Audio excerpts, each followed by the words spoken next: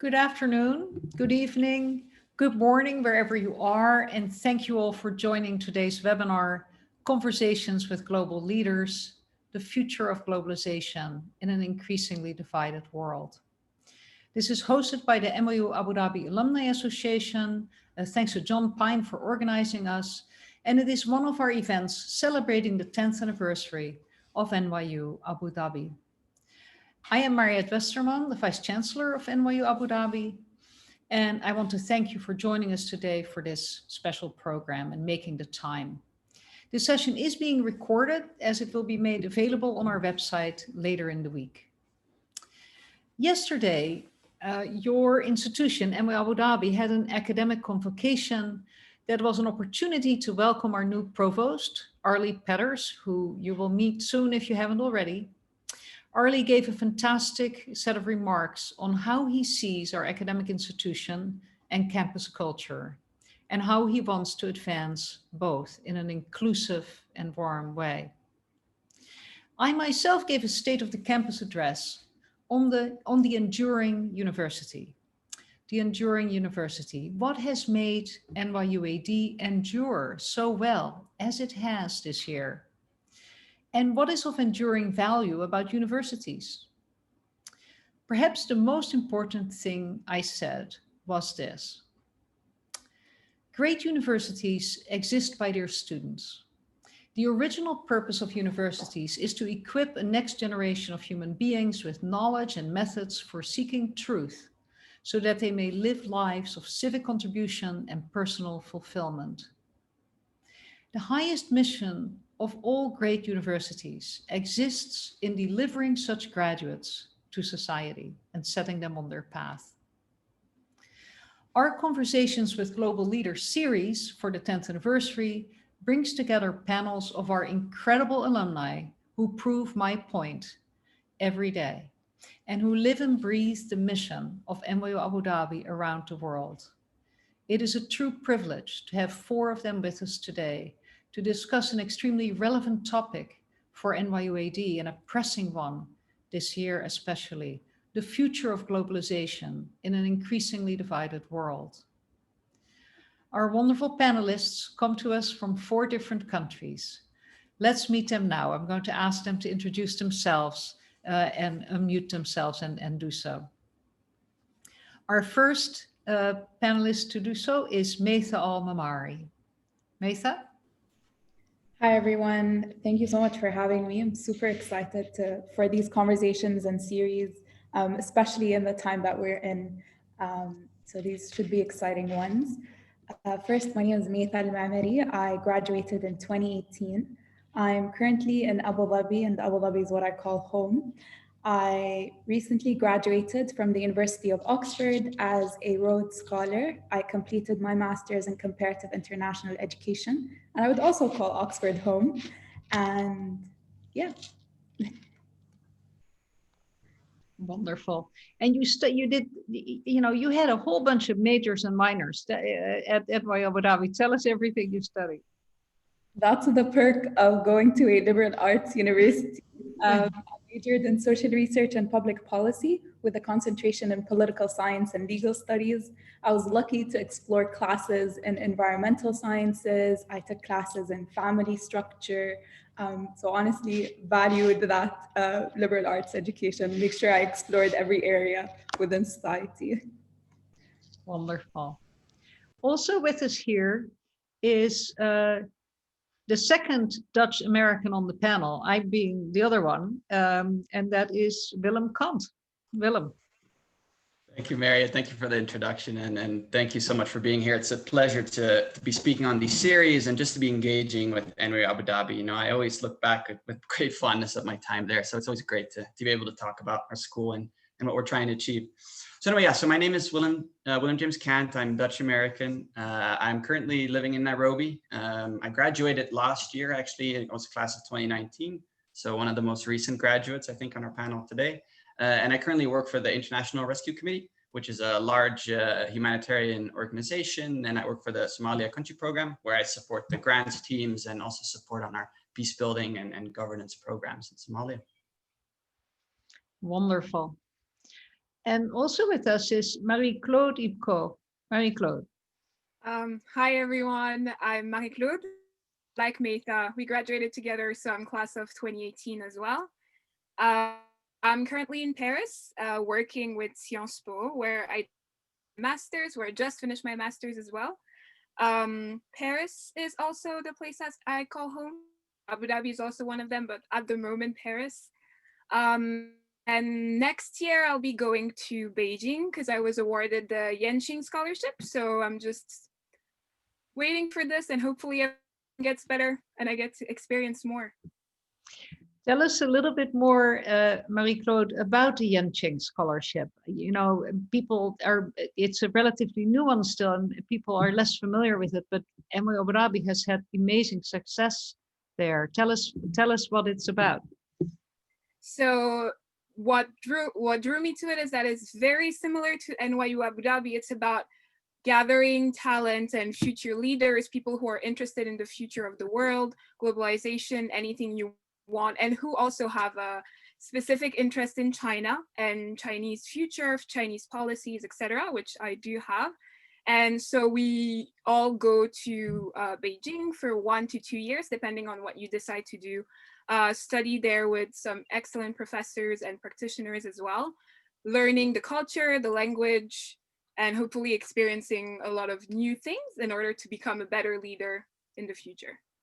So you don't need to already have Chinese as a language before you go. Not at all. No, you can. So some of my future colleagues, I guess, do speak Chinese already. Some of them don't at all. Some of them are in the middle. Chinese is mandatory once you go, but they are very good at finding the right level for you. So if you're interested, not speaking Chinese is not an obstacle.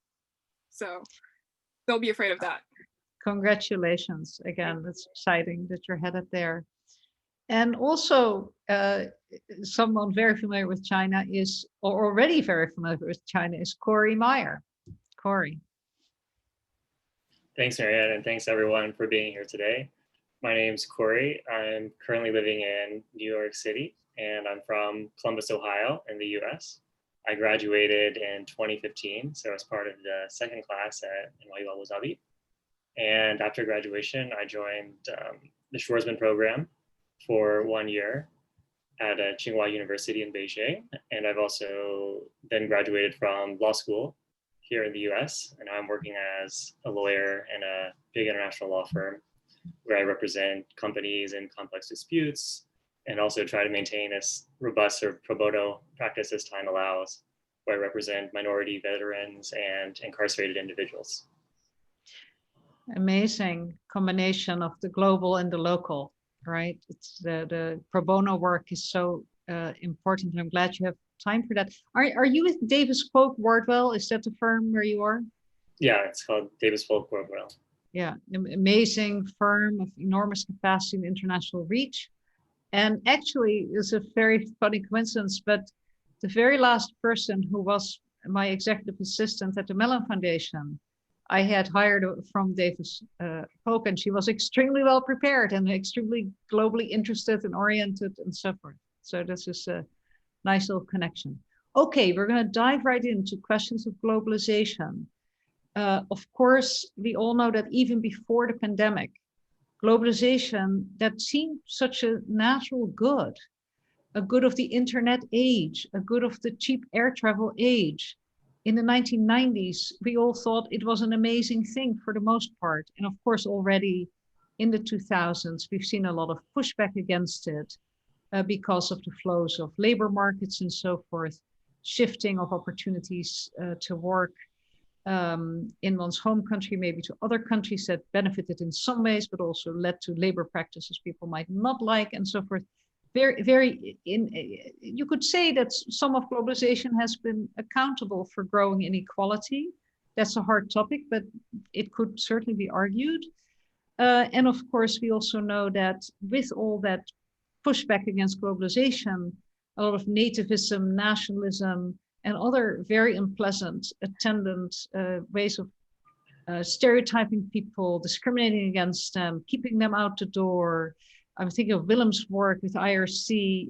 The refugee crisis has only grown perhaps also as a result of certain elements of globalization. It's a hard topic. It's especially challenging for a university like NYU Abu Dhabi, which of course thrives on its internationalism and tries to be a force for using internationalism in a positive way, for thinking about not just globalization as some abstraction, but as getting people together to solve problems across borders, because most of the great problems of our age, including some of the ones I've mentioned, and climate change, don't respect borders to begin with. So it's a challenge for us and therefore important to talk about. So let's just start with, in some very basic way, I'm going to ask each of you to say something about this. Can each of you name one great thing and one really bad thing about globalization? And you can say the same things. If you can just take a little second to think about it, then I'm just going to call on you, just as if it's seminar. Sorry, once a professor, always a professor. Corey, name one great and one bad thing about globalization, please. Yeah, I think that globalization can be seen sort of on 3 dimensions: the economic dimension, political dimension, and the cultural dimension. And I think easily the greatest achievement so far has been on the cultural dimension. It's this incredible mix of cultures and ideas. And, NYU Abu Dhabi is a big part of this, bringing thought space from Abu Dhabi, and easily there's great ideas come there and go to New York. I think that's a wonderful thing, that we're not only spreading knowledge and culture and our values with each other, but we're making cross-border connections that can last a lifetime. I think the bad thing about globalization is I think it's not accessible to a vast majority of the world's population.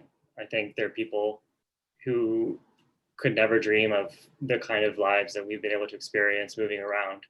And it's a question of, for us, how do we ensure that those folks value globalization as much as us? I think that's the biggest challenge and problem for globalization. Very good. Who would like to take another step? Metha, how about you?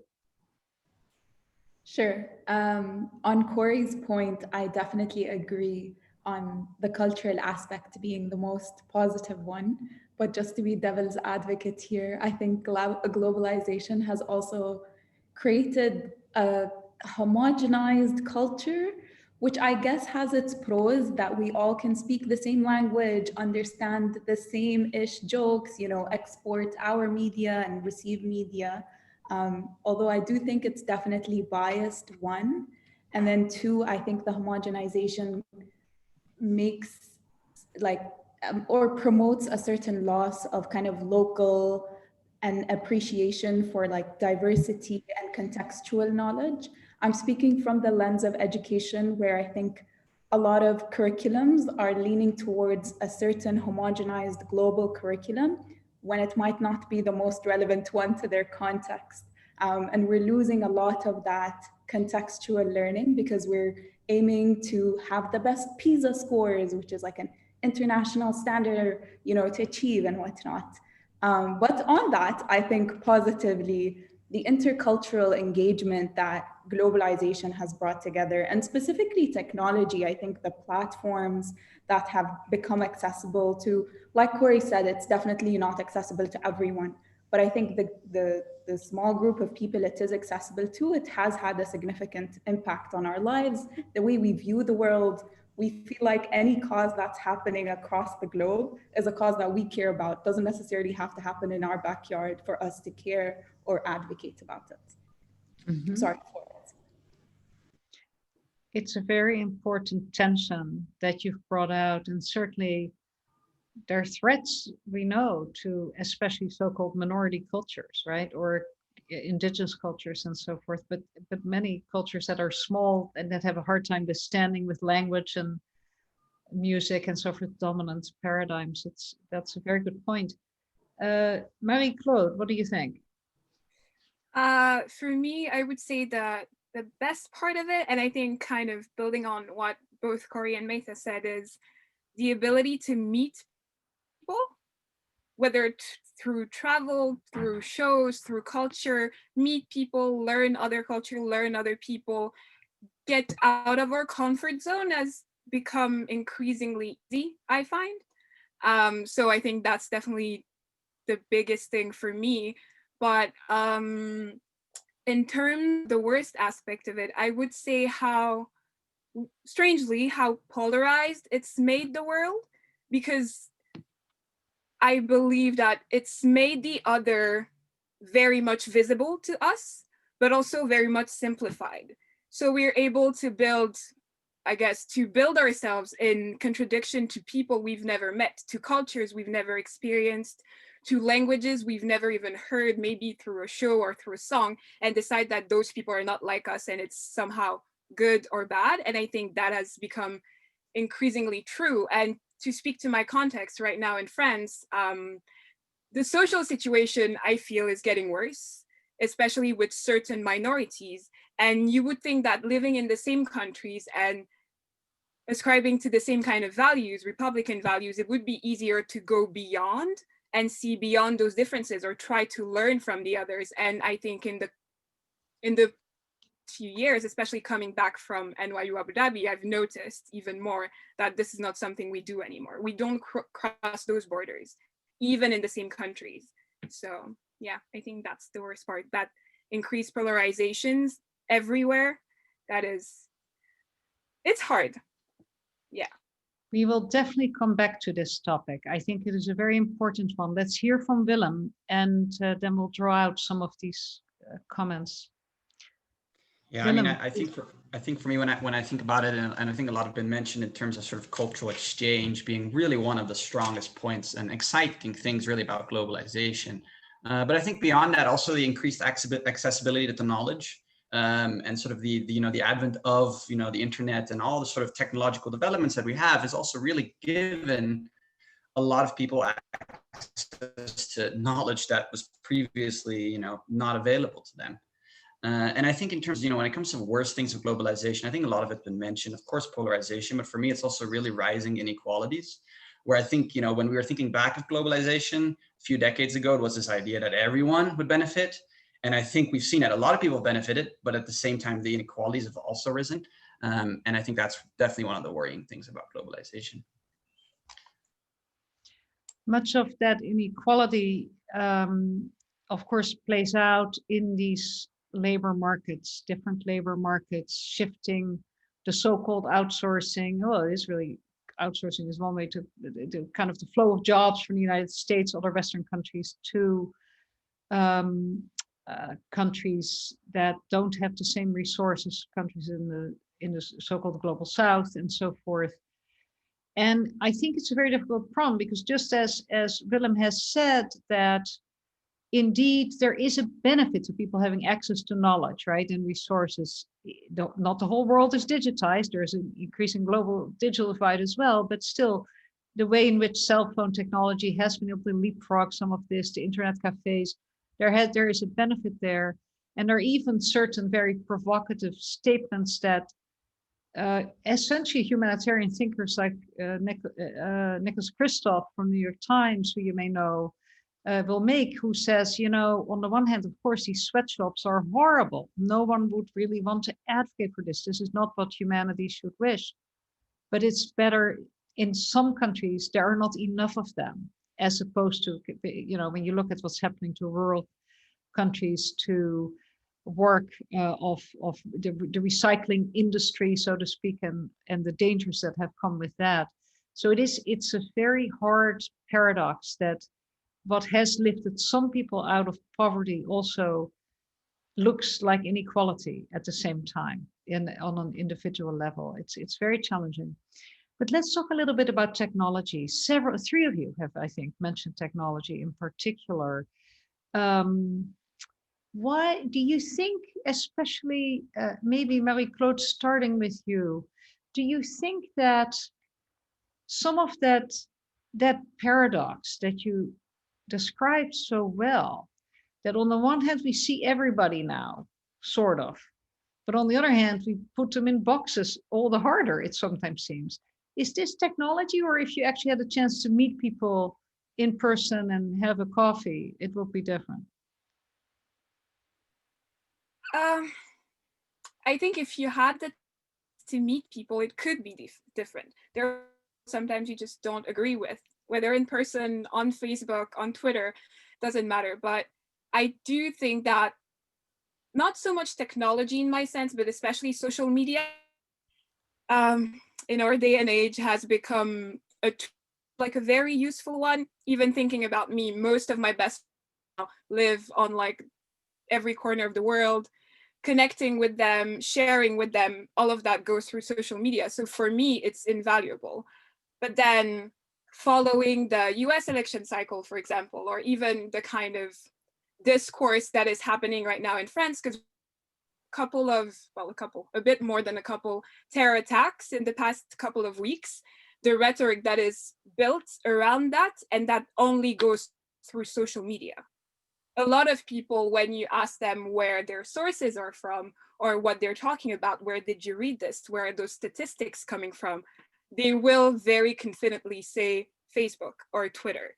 And when you kind of dig a little bit deeper, oh, but like, where is that source from? Where is that website from? If it's a study, when was it taken? They're like, oh, but it's on Twitter. That many retweet and it had that many like, and that's enough. That's information.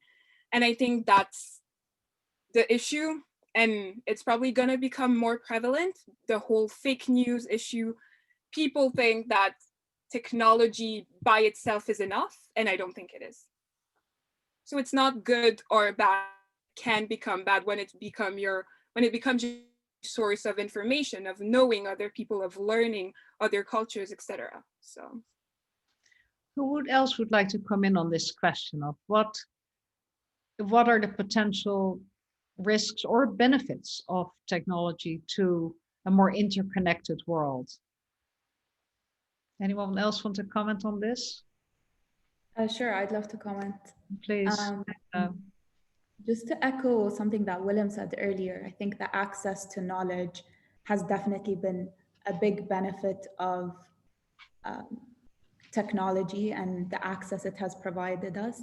My friend was just telling me earlier today about how she found an Italian art historian who has found a Persian script or has had it passed down in their family for so long, and then was able to find it through technology. And so I think these small connections are definitely beneficial, but I do agree with Mary Claude on the fact that it can be biased. And I think this is where we need to spread awareness and maybe also start educating or incorporating it into our education system, which is what are the skills that you need in order to absorb this knowledge with a holistic lens rather than the plain, like, this is the 100% truth, it has 100 retweets, it's fact at this point, you know, someone would have second guessed it, so I don't need to second guess it. So how do we instill those skills and I guess values of trying to find the truth in the information that you're receiving? And especially in an age where you have information being put on the internet literally every millisecond, there's no way we can, try to put, I think this is what's happening in the US right now with Twitter, kind of like, they would put like did you read this article before you retweet it? Like they're trying to filter it, but I think it's a responsibility on both, the institution or the corporation or the business that's putting this information out there, but also the individuals that are feeding the platform with this information to be able to have the skills to evaluate it. Is this truth? What are the resources that I need to check to make sure that I get the whole picture and not just biased information on based on someone's opinion? That's a very perceptive comment. There's a huge gap. There are gaps, right? From opinion to information, from information to knowledge, let alone wisdom, which is somewhere over here out there, right? And empathy and so forth. So that's a very important thing to keep in mind. Willem, would you talk a little bit, since you're working for the IRC, which is such an amazing organization, the International Rescue Committee does more as a private philanthropic and acting foundation, operating foundation, does more than almost any organization I know of in advocacy, but actually delivering goods to people in incredible distress who've been on the run for a long time or are kind of have essentially been living in refugee camps for decades. It's the whole range they take care of. How do you use technology in your work, and how do you see IRC do this well? Yeah, no, and thank you so much, Mariette, also for that. I think when it comes to technology in the IRC, I mean, it's a very integral part actually of a lot of our programming. And I think a lot of you're seeing, and this is in the humanitarian development sort of sphere in general, where there is a huge push for kind of technological advancements, especially now also given with COVID, because, you know, we also can't do that much, you know, physical service delivery in some cases. And I think specifically in sort of the Somalia context, a lot of our usage is through sort of cash transfers, which then go sort of, you know, this is kind of a direct impact method where we, you know, identify beneficiary populations, people that are really in desperate need of additional income, basically, to either bridge, you know, short-term or sometimes in some cases sort of longer-term kind of needs. And we provide them with sort of digital cash transfers. And I think that's really been one of the key technological developments, especially even, you know, in Africa as a broader continent and even beyond, where the rise of sort of digitalization has also resulted in us being able to have more direct service delivery and through sort of kind of these mobile cash transfers. And who could have thought about this, you know, 20 years ago? That is a positive, to be sure. And of course, education. We know we've got to get it right. That's an important thing, but it is reaching more people than ever before, which is a good thing. No, certainly. And just briefly on your point on education, I think also, especially, you know, as you're speaking about refugee camps, and I actually believe NYU Abu Dhabi is also involved, or our former president of NYU, John Sexton, in the University of the People, kind of providing sort of access to educational opportunities online, and really promoting that sort of as a tool of accessibility, I think is really one of the exciting things also about sort of technological advancements, for sure. Thank you for mentioning the University of the People. I also was introduced by John Sexton to its founder, Shai Reshef, who's a remarkable entrepreneur from Israel, who has built this incredible University of the People, which basically provides an undergraduate degree. Initially, they were 2-year degrees and then 4-year degrees, initially only in business and in computer science. And he himself they do it entirely for free. You can pay a small fee for the final exams, but they will waive it if you can't afford it. You can do it with the lowest grade technology imaginable. And some of the greatest minds on earth, including a former dean of NYU, Dalton Conley, former dean of social science, built the institution, created a curriculum. It's delivered entirely by volunteer faculty, people who want to do the kind of pro bono work that Corey is doing, but in this case, in educational service, and thousands of students who would never get a degree otherwise. They wouldn't have access to the idea of higher education even. And that's what he says. Shai says, Mariette, when he was convincing me that I should do something for them when I was at the Mellon Foundation, and we did, to help launch it in Arabic, because it exists in English. So much need in the Arab world, Arab youth, Arab shut-in people who have no access. When he said, Mariette, you know, of course, this is not a great liberal arts education. It's bare bones. But it's better than nothing. Your own kids should not take this degree, he said, but it's really good if you need to get a little lift. So that's one of those really great examples. I'm glad that you mentioned it. And a benefit of globalization, that you can bring this to anywhere where there is a cell tower, basically, or a cable. Let's think a little bit about COVID-19. Several of you referred to it. I want to turn to Corey maybe first, because of course, Corey, having been in China, although not at the time that the virus broke out in Wuhan, but having obviously incredible experience of the country, and then being in New York, essentially the next, after Italy, the next great site of where we began to realize how serious this was. I'm just wondering, I'm going to ask this question more broadly, but it seems that COVID-19 has obviously had an enormous effect on globalization and the processes that animated it. not the internet, thank heavens for the internet, you could say, but certainly air travel, the economy, these integrations of our economies and so forth, look like a vulnerability. What do you think about the long-term outcomes, medium to long-term outcomes of the pandemic on globalization? Well, I think if we haven't realized it already, I think we're coming to the realization that our global institutions may have failed us by failing to respond to this in a rapid enough manner and call attention to these issues. And we don't know at this point, and I think it will take time to really assess whether it's how we, let's say from the United States, have plugged into those institutions. Were we ignoring warning signs that were out there? Or do those institutions not have the resources and authority they need to take the kind of action that could have prevented or stopped this from spreading around the globe? And I think certainly we can say this disease has spread easier because of globalization and how connected we are.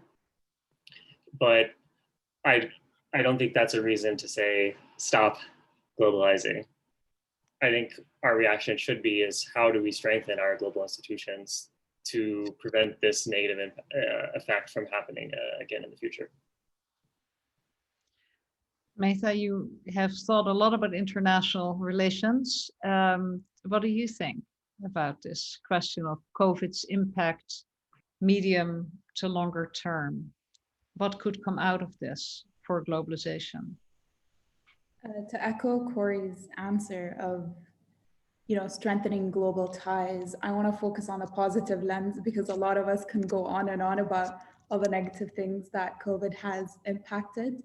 But I think it has actually interconnected, at least in the world of education, brought together a lot of possibilities and opportunities for people that previously were not an option. So I was attending conferences that previously I would have needed to fly to Miami to attend and wouldn't have fit my schedule. I was able to bring in teachers and professors to give courses for long-term from international, highly recognized schools and higher education to teach kids in the UAE that would have never heard of these, or been able to access these courses because the professors wouldn't have traveled or left their institution to be a visiting professor in the UAE.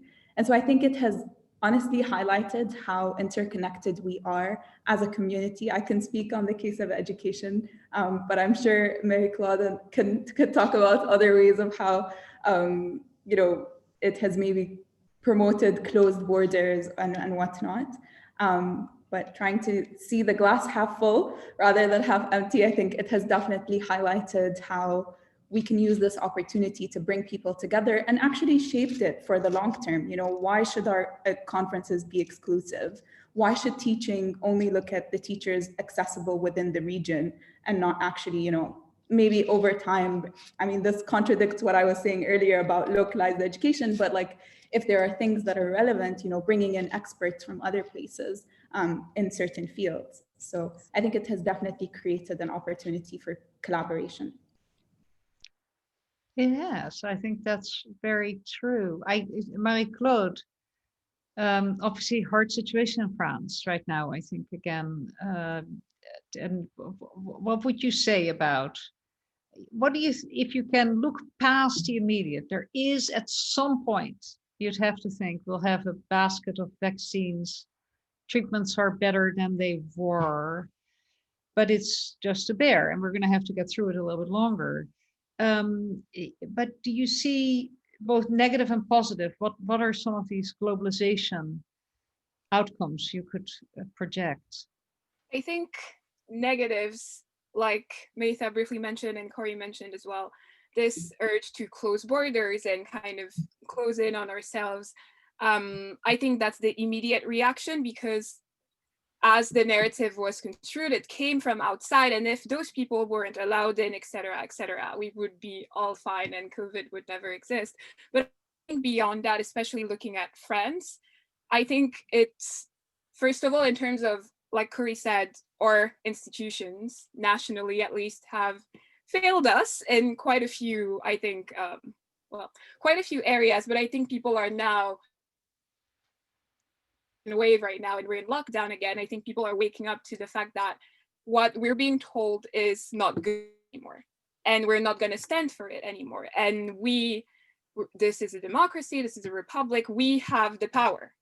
So I think a lot of people who maybe before were very comfortable are waking up to their political power and the power they could have in activism in their own specific fields. I have friends who were quite literally thrust into the crisis because they're medical students and they were doing they were interns before the crisis, and they've been and they were tests on people and like helping in the ICUs, etc. And they realized that the current model of our hospitals in France is not working. Our current social security provides a lot, but we need more. And I think one big thing I've realized, because I was in London for the first half of COVID and then I moved back to Paris, is that people are realizing that a lot of things we were told, oh, we can't do it because the money is not there. We can, because COVID first phase, a whole lot of money appeared apparently. So we have the money and we need to be able to organize and decide where we want to put this money, what is important for us as a society. And I think this is so it depends on how globally and locally we're going to harness it.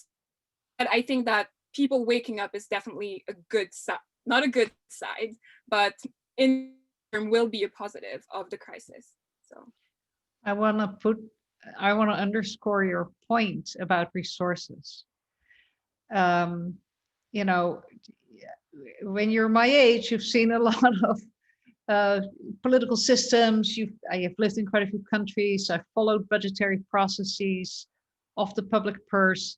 And it's almost extraordinary how people say, well, no, that can't possibly happen. These are choices. They're political choices because the global financial system can organize itself to support certain things and not others. And the same is true for internal economies. And for example, I would quite like to see our international financial institutions step up harder to support debt relief for countries that are really struggling with COVID-19. So your point is absolutely right. Never take that answer as just like there's no money, because magically it actually can appear. It isn't without boundaries, of course, but I think it's a really fine point.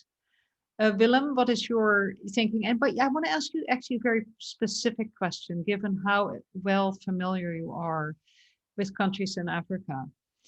People marvel quite a bit that, and you can think about that marveling, whether that's appropriate marveling or not, but they marvel quite a bit that on the continent, COVID-19 has not hacked into communities quite as horribly as elsewhere. I try to use my words very carefully here.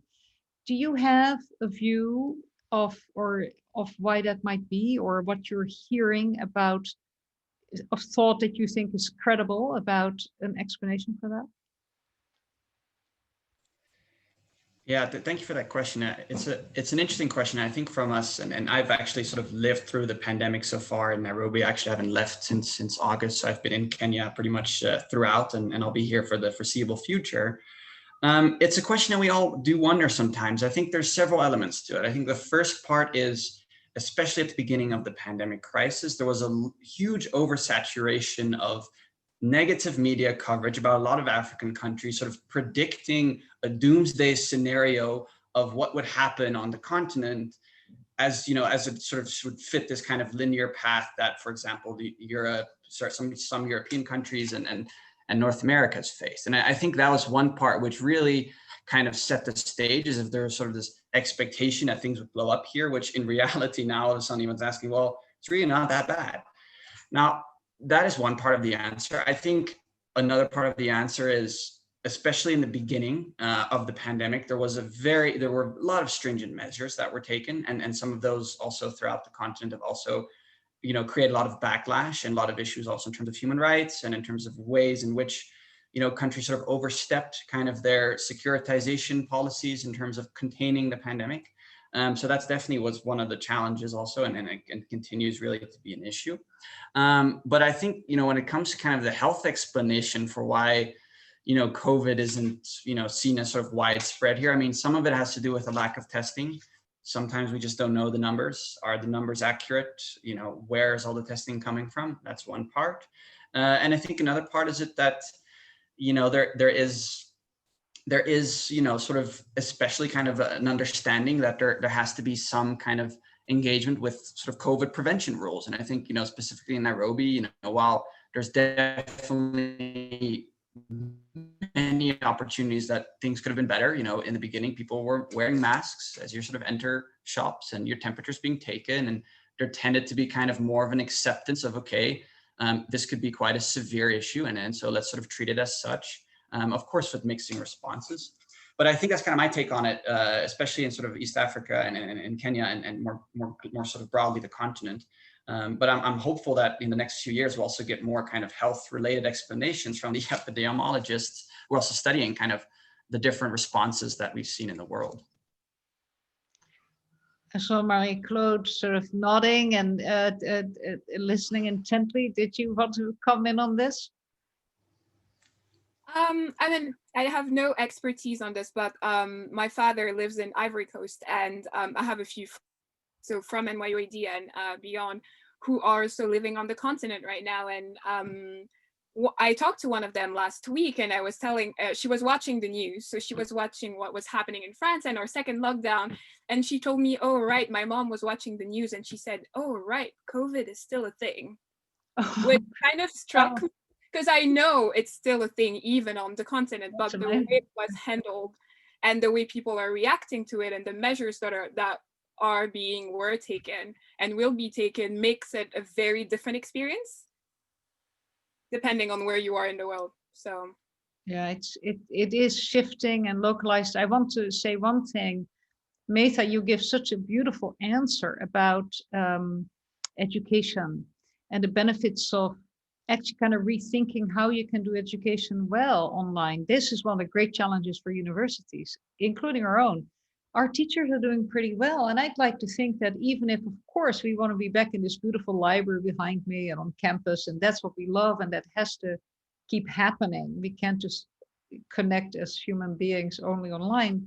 Nonetheless, to our earlier topic about bringing good things to the world through technology, we now have a lot of expertise. If we can even bring a little bit of that quality to many more people through the online channels who may never set foot on our campus, I think that that's actually a beautiful idea that could come out of this, even for a place as relatively small as NYU Abu Dhabi. I did want to say, Metha, and to all of you who are not here, this country is doing an incredible job managing this pandemic. Of course, we too have seen, somewhat growing numbers of cases recently, but healthcare has been incredible. Supply lines of food and medicine have been very cared for. The country has extended, as always, the hand across borders to help other countries, including Iran, including places in Syria, places that are not necessarily politically aligned with this country, to put it mildly. And yet for the public health, for the solidarity that we need in dealing with this pandemic, you all have said these international institutions have sort of either failed us or they haven't been supported properly. There's usually a little bit of a both and there. This country really is doing very well, and we feel quite well supported and secure here. The testing from day one has been incredible. And so leadership matters. And I wanted to ask you all about leadership now. If you were the leader of your home country, you can pick any one of your home countries because I know you have most of you have more than one. If you were the leader of your home country, what is the first challenge that you would address to support better international solidarity and connection? What would you do? Who wants to start? Corey, we haven't heard from you in a little while.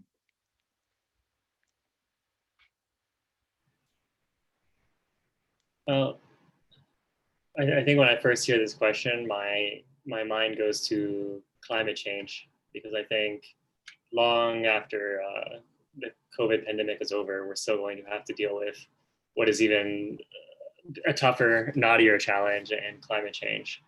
And I think a lot of people, myself included in the US, were very sad to hear that the US withdrew from the Paris Climate Accords. So I think it's very important that the US rejoin those as soon as possible, not only for the climate benefits, but I think it's an important signal to the world that the US is willing to make a commitment to other countries, and that the US is willing to sacrifice something for the betterment of everyone. And it seems like the real challenge to the Paris Climate Accords is the sense that the US is giving up something that someone else is not giving up.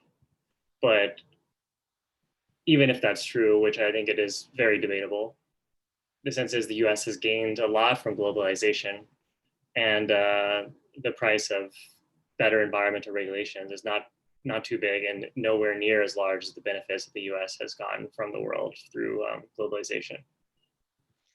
Corey, I sort of have a growing feeling that your wish may be granted before too long. Yes, I think so. That's certainly looking pretty positive.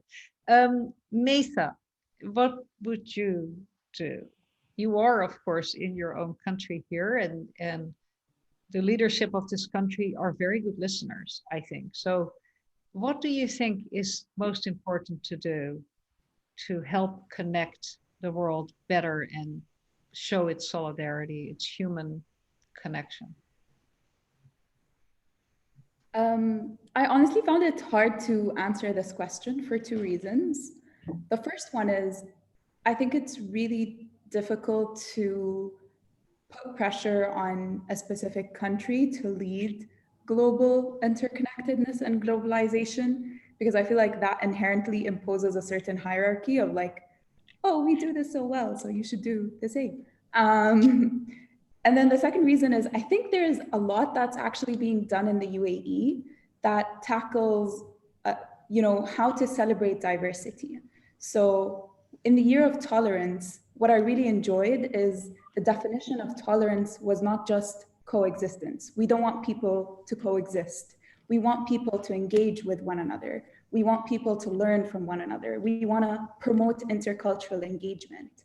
And I think that is symbolized through the new project where they plan to build a mosque, a synagogue, and a church being built next to each other.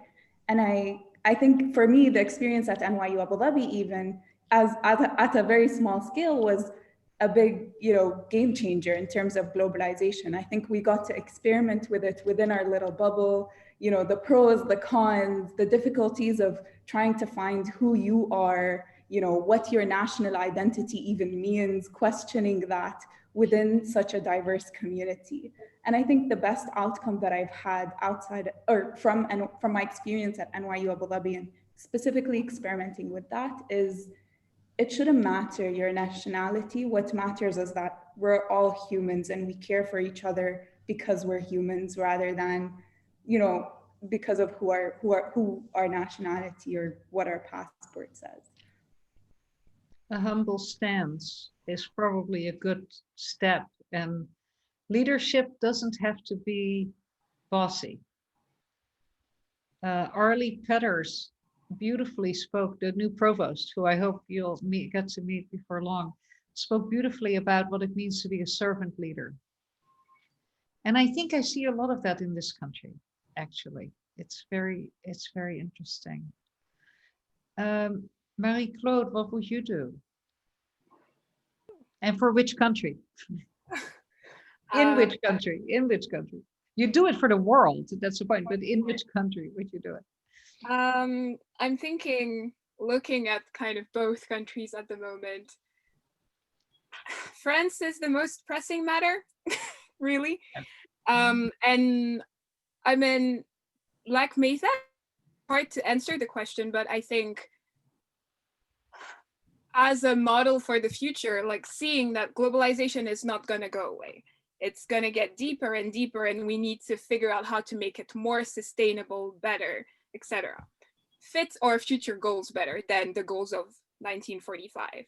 So I would say it starts in your own backyard before trying or having the pretension to go and, France has a sit at the Security Council before and trying to change things there. Look in your own backyard and do what needs to be done. I think even looking at the example of the UAE, France publicly, I would say, try to reivindicate that integration and cohesion, and we're all one under the same values, regardless of ethnicity, religion, etc. And that's not true anymore.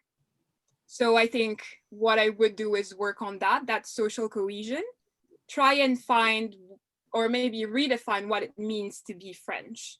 And I think once, as a community, as a country, we figure that out again for ourselves, where we are now with the challenges that we're going to face in the future, I think we can better help ourselves and everyone else. So, yeah. I think you're saying something very important about belonging. It isn't a bad thing to like your country and to be proud of it. But as you say, it's not one thing being France, but how do you come together and work for social cohesion across lines of difference that have become more visible and have become bigger because of globalization? It's a very interesting perspective. Willem, what would you do? What would you do in the Netherlands? I'm just really curious. Yeah, I think one of the places I would start is sort of reframing the discourse around multilateralism and international cooperation with more of a domestic well-being aspect to it. And I mean, I think we've, and this is something that Maria also sort of briefly touched upon, is this idea of the nation state and nation building is still very fundamental to the identities of the world and the way in which we've structured our international cooperation system. And peace and security is all a lot of times about the nation state. And I think that doesn't necessarily have to be a bad thing. I think one of the things that we could look at is saying, okay, there is a security element and a vulnerability, because as one nation alone, you're never strong enough to solve the world's problems. And I think if you can make and rephrase the argument where it's more of a kind of, in some ways, a nationalist argument for kind of increased security because of the vulnerability, that will actually resonate, I think, more with populations, because it's true. I think it's easy for a lot of people, and sometimes myself included, as sort of kind of a global elite, as we like to call it, well-traveled, well-educated, sort of has this global experiences that's very much limited to a certain small percentage of a population. And so, okay, how can you actually transfer those experiences also on a sort of nationalist kind of thinking and make people understand that it is in your national interest to have global cooperation? And that's really where I would try to start. Reframe it. The Netherlands has a good history of it, having come out of a very difficult and very imperial colonial history. It has kind of been able to convert some of that. So there's hope. Yeah, I see tremendous hope in all of you. I want to say that I see tremendous hope in all of you. Each of you happily is engaged in purposeful work today and have plans that make you look ahead, and that you will move further, pandemic or no pandemic. It's been such a great conversation, but I want to ask you one more question, knowing how difficult this moment is for students around the world, even though I'm happy that most of them, certainly at NWU Abu Dhabi, are continuing to study and haven't put their lives on hold. It seems very important to keep doing that. If each of you could say one thing to your successors at NWU Abu Dhabi today, our current students, what would it be? I'm going to start with Metha.